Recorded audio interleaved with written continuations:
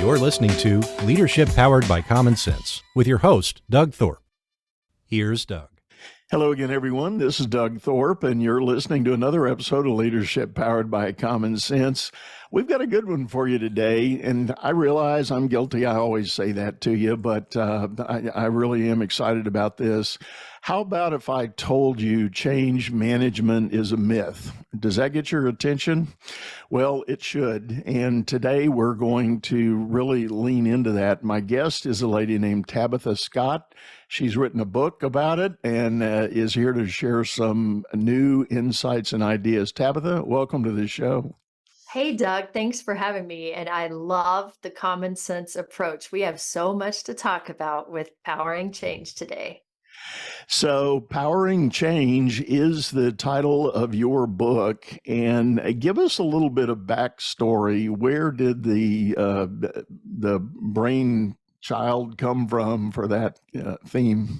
Yeah, it's interesting. I grew up on a small farm, and my parents were school teachers. And so we had this amazing opportunity with animals and being outdoors to learn about lessons and the laws of nature, the balance of nature, that also, as I got older into business and leadership, I learned they're the same themes that can make businesses successful. And so powering change, I've had roles from being CEO to leading innovation to leading tech strategy or sustainability. And the one thing that's consistent throughout is all change follows the same cycles, the same growth cycles, just like we learned when we were planting our gardens at home. All networks, they could take a lesson from mycelium networks and things in nature because they don't have waste. They don't need electricity. They connect seamlessly what they need to connect with resources. And, here's the gaps that aren't getting the sunlight. We need to transfer a little more energy over there. Maybe it's not getting enough water. But even the streams, you're out in the country and you observe that they adapt consistently. They don't stop when a barrier comes up and stress out. They adapt around it. And so this book and this thought of powering change, it's created for the logic, common sense mind. In business, I was always in, finance, investment, technology, renewable energy. And these were all dollar driven, common sense logic approaches. And so going into those companies, in order to get change to happen, I couldn't just go in and say, well, this is really sustainable. Let's do it because it'll make us feel better. No, you had to put it in the language of the dollar. You had to have the science. And so this book is kind of a nod to nature and its evolution for 4 billion years, how perfectly balanced it's become. But it uses all the laws of science and logic, like physics and the laws of motion, to get new ideas adopted. It uses the growth curve and the growth cycle to talk about burnout and how if you get the wrong butt in the wrong seat, they're going to burn out. And so it's talking about nature in a way that's never been done before. We're turning it kind of on its head from, oh, save this poor, pitiful planet, to no, nature's a badass. And here are all the laws of it that we could be using to run our businesses more powerfully. Very interesting spin. And you're right. I think we've gotten intoxicated by messaging that says, the planet is suffering. Oh, poor little planet. But, I live down in the Texas Gulf Coast, and I think about the infamous BP oil spill in the Gulf, and everybody was so worried. And yes, there was a wave of oil that interrupted some coastal wetlands and some of the wildlife there. But nature self-corrected in time. There was a total cleansing of the water and the environment around it. So you kind of scratch your head and go, should we have really spent all that money on the so-called cleanup? Because nature did its thing. Nature always does its thing. And at some point it might kick us off if we don't stop being parasites, but it'll be, it will be fine. And I think a lot of the challenge and divergence of, opinions about climate and, is this somebody's fault and things like that is from this polarity that's being created, especially by environmental activists. Both sides are at fault. But if you're trying to get people to the table to treat resources more wisely, you don't start out by villainizing the entire fossil fuel industry. You've just alienated 35 million people and their families. You don't start out by saying things like, you've stolen my childhood, I hate you. The more negativism you throw out there, the more polarized you're making things. And so this book is a completely different approach. I want every CEO in America to have FOMO. I want them to have this fear of missing out if they're not paying attention to the wisdom of nature. And we can learn so much. We can be more profitable, faster, innovative, creative, and make more money at the end of the day. Now, you gave me the tagline that I teased with at the top of the show: change management is a myth. Where does that come from? It comes from this absurd notion that we can somehow control change in this day and age. The entire year of 2000, the whole year, the pace of technological change is now replicated every 30 seconds. Now, our brains can't adapt fast enough for that. Our devices that, we hold in our hands now have more computing power than NASA had when it landed the first person on the moon.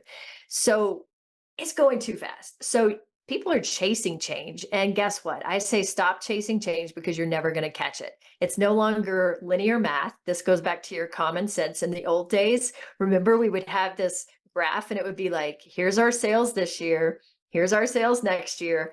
Now we're going to go straight there. And then all of your management meetings were, where did we have our variances? How did we, vary from the path? Let's get back on that path. Just like your commute to work every day. You remember those days? You know where you're going.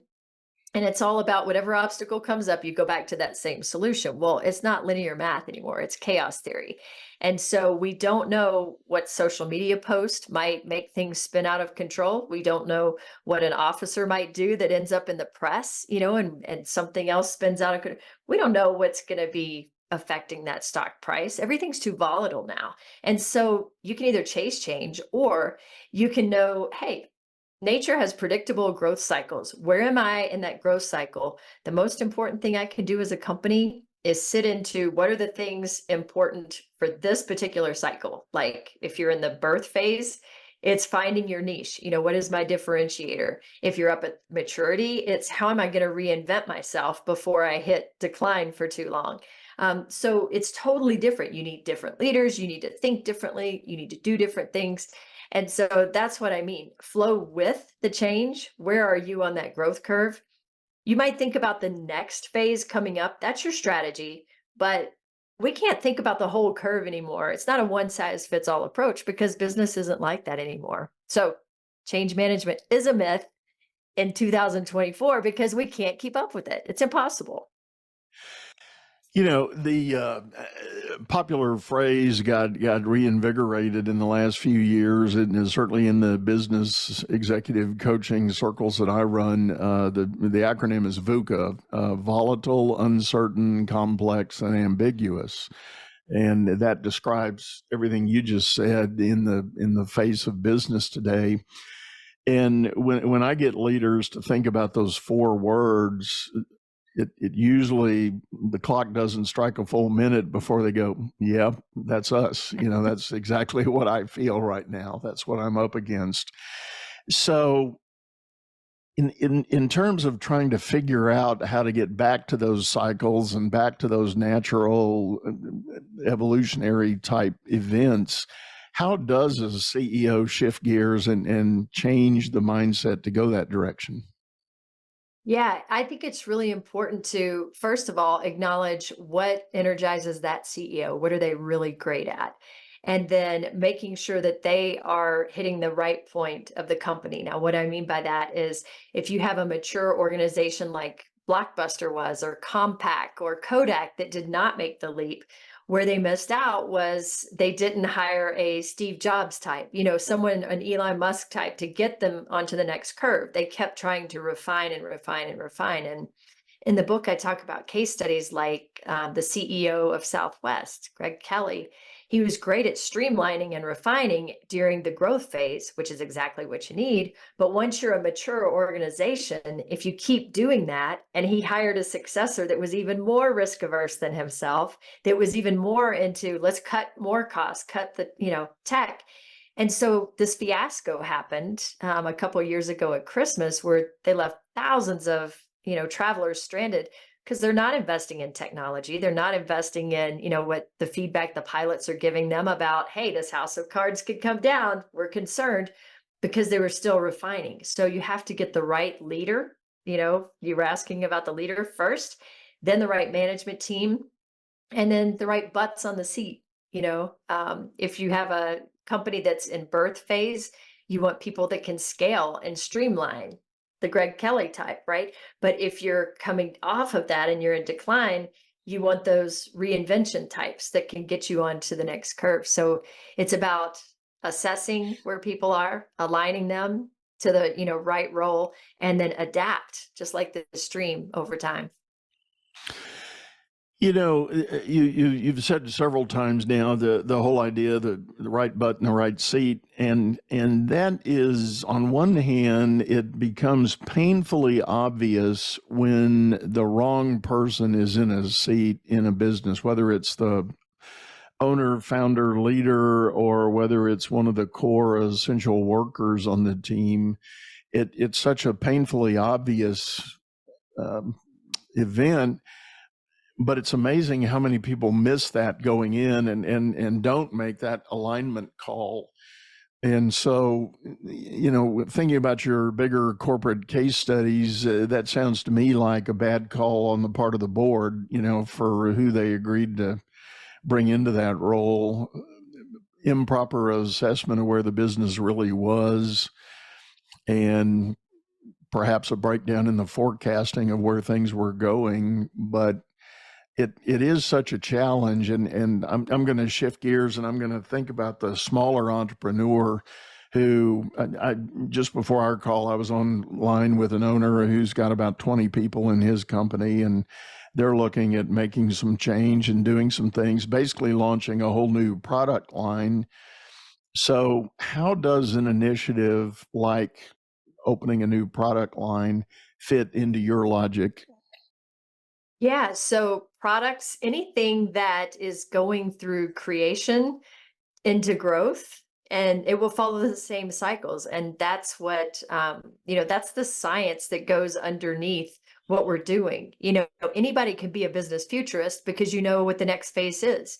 It's just figuring out, so they are getting ready to be in a growth phase for that product. So the company overall, like at one point I worked for a Fortune 500 that's been around for, 80 years. They, you would think they're very mature as an organization with processes and, how things are done. They were at the top of the curve and needed reinvention, but their technology area within that company was constantly having to adapt to new products and services, especially during COVID, all of the pickup things and integrations that you didn't have before. And so you can have different phases, different products within that company that are in different places. And looking at the product cycle, they're going to go through birth, growth. So if he's in the birth phase, it's all about differentiation. I created a table, and there's an article in Forbes if people want to Google that, or this book, Powering Change. And in this table, it says, these are the things you should be doing during this phase, the types of leaders you need, the things you need to be thinking about. So that works for products or company life cycles. It's interesting you say that. And what I'm thinking about, and now I'm shifting gears again back to slightly bigger organizational things. When you've got key lines of business that are being led by people that are in different frames of the spectrum. I'm thinking about an organization I worked with for many years. Our chief technology officer was himself a visionary and a bit of an innovator. So he was kind of constantly pushing the envelope for where we needed to be with our technology. And he was frequently getting shot down by senior leadership saying, we get it, but we're not ready for that yet. It's Yes. not in our growth curve right now. Mhm. You're running ahead, and sometimes he would win and sometimes he wouldn't. And we did innovate and we did do a lot of things, but I think eventually he just got tired and said, you know what, I've got to go find an organization that has a bigger appetite for Yeah. innovation and creation than what I'm getting to do here. So there That's was absolutely the most common person that gets burnt out is at that very tip of the curve because they're constantly seeing the future. That is their natural state of being. They know it's coming. And then the people on the opposite end of the curve, the more mature an organization is, the more people you're going to have at that end of the curve because it's all about process and compliance and de-risking the brand because you don't want to, do something that will hurt the brand. And so these innovators often leave just at the time they're needed most in these companies. And that's where, as leaders, we have to mature and recognize the value of, yeah, maybe if you're in the growth phase, the phase after birth and startup, you may not need that rebirth right then so much. But if you're up here in the stagnant, the mature phase, you better be thinking about innovation and what's next. One of the things that I think in talking about change management, you can use the laws of energy that self. So if you take a new idea to a person, and Doug, you coach people all the time on this, and you've done it in business. When you take a new idea to people, the first thing they do, you're going to get that equal and opposite reaction, usually. I don't have resource, I don't have time, I don't have budget. But if you'll look at the laws of physics, that was the equal and opposite reaction and see where they want to go already. So maybe if your friend, the technologist, is working for a company that I'm making this up, maybe they want to reduce energy company wide. They've made a new ESG commitment.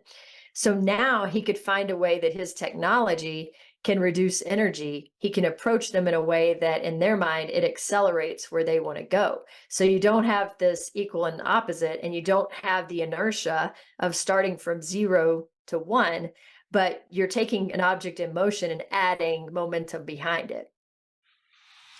That's an interesting way of looking at it. And as you were describing that, I was thinking about my friends on the sales side of the organization who are constantly out there in the market, presenting ideas and change opportunities to prospective customers and getting that equal and opposite pushback.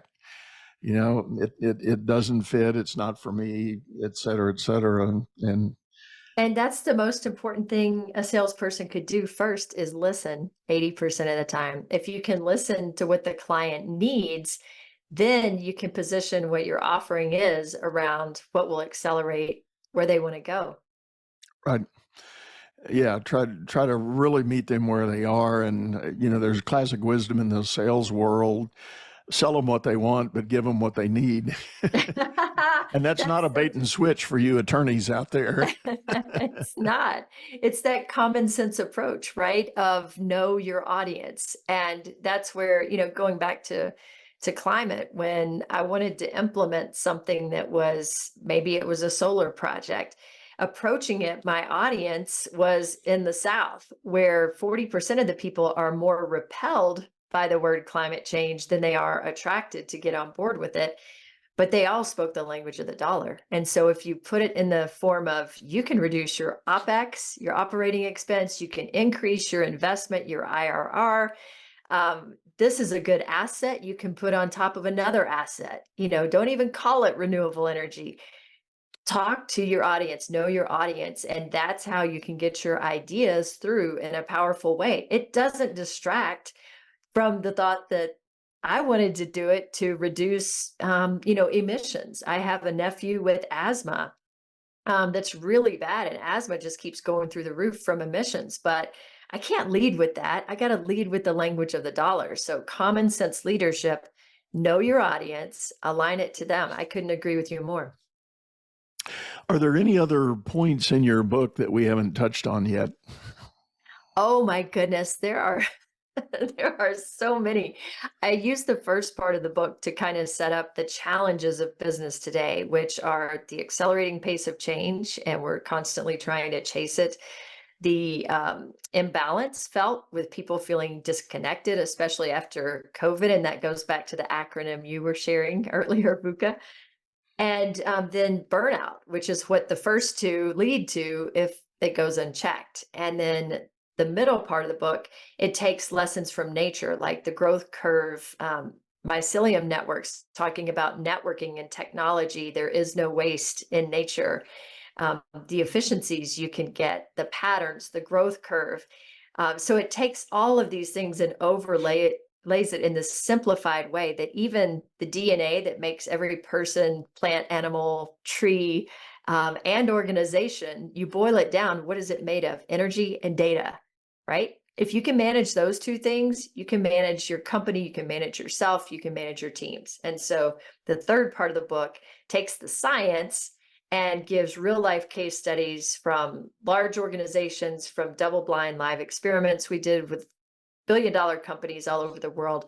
And so this is the book's targeted not towards woo people, it's targeted towards common sense business approach. Here's the science, here's the logic, here's the data, here's why it works. But it's putting, nature in a completely different seat than how we're used to hearing it. That is really a fascinating spin, and I'm going to encourage people to, play this back again and think about that for a minute, because my guess would be if you're listening to this show right now, one way or another, you have attempted to answer for yourself, maybe for your family, maybe for your business. You've attempted to take a position on the whole idea of energy and nature. And, where is the planet right now? What can I do? And I'm going to speculate that you probably have never thought about the approach that Tabitha is sharing with us. Take a lead from what nature may be telling us, rather than feeling like nature is some poor little lost child who needs needs salvation. That's right. That's right. It was a lot easier to go from, farm to Forbes than it was, starting in, a place of business thinking that you know it all. Because I think growing up on that farm, you have all of these chances for, little mini entrepreneurial adventures, whether it was, mucking the stalls and then using that waste to grow your gardens, or, mowing lawns and making money to buy something that you wanted. But that sense of, wow, I can tangibly produce something with my hands with planting these seeds, and how you have to think about cross pollination and diversifying your crops. And these are just common sense things that people have been doing since the beginning of time, right? And we've just gotten away from them and created these separate structures. But look how imbalanced that's left us. So in the work you do, Tabitha, do you help business leaders create their own, new blueprint for where they're going with their business? I do, and I've done a lot of that in the past. I recently went back to work in the built sector with a company called Gilbane. They do a lot of life sciences buildings. They built the Exxon building down there in Houston. That was pretty amazing. But they do net zero building, as well as, a lot of regenerative types of design in their building. So I've been in the built sector 18 years internationally, and going back to that sounds like an idea of a really good time, and putting these ideas into action every day. And in the meantime, I'm doing keynotes, workshops, helping companies understand how can you tap into your own energy, the heartbeat, the current, of your own company, your own leaders. Make sure you get the right leader at the right time, and things like that. And and all of that you just described on a personal level is so critically important for leaders to consider when you've heard me speak about creating vision and tying into and identifying a sense of purpose and passion where you want to go. But adding this dimension to it, I think is so critically important. And I know I, for one, Tabitha, after listening to this, I'm going to go back and rethink a couple of the things I've got written down in my little personal mantra and see if I've properly accounted for the way I ought to be thinking about nature and the natural cycles that I might well be missing out on. Well, I'm excited about that. And one of the things that I'm doing, I think we could do so much, Doug, with creative financial models. And so with this book, 100% of the profits I've been donating to local wildlife restoration and, nature preservation societies. And so it's creating these things in the world that you want to see, and then finding ways to create these economic models that can help further that work. Well, good for you. And tell folks the best way to get a hold of you. Yeah, check out tabithascott.com. Hop on over there, and there's a books tab that talks about the different books and how to engage in any way that you want to. So I always love feedback, and hit me up if there's some way that I can help you or your company if they're going through burnout or change, and they just need to pause for a New York minute and think about what's next. Let's do it. That's amazing. And as always, folks, we're going to have that information in the show notes. So feel free to hop down, mash the link there, and get over and see what else Tabitha has going on. And one last time, Tabitha, thank you so much for sitting in. Hey, thanks for having me, Doug. I love what you're doing. I appreciate it so much. And I do like to remind you folks that we do have a video version of this over on YouTube, channel by the same name, Leadership Powered by Common Sense. Jump over there, check out the archives, see what we've got in prior shows. We're dropping 2 shows a week, so keep up with us. We may be running ahead, but always like to hear from you and see if you've got an idea on a new topic or a new guest that you might want to introduce. Maybe you're that guest. How about that? Maybe you could jump in and get in my hot seat just as Tabitha did. And Tabitha, you can tell folks, it's really not that hot, right? It's not so bad. You'll survive. Just try. So anyway, we hope to hear from you soon. And for now, go out there, make it a great day. You've been listening to Leadership Powered by Common Sense, hosted by Doug Thorpe. If you would like to know more about the coaching and advisory services he provides, visit dougthorpe.com.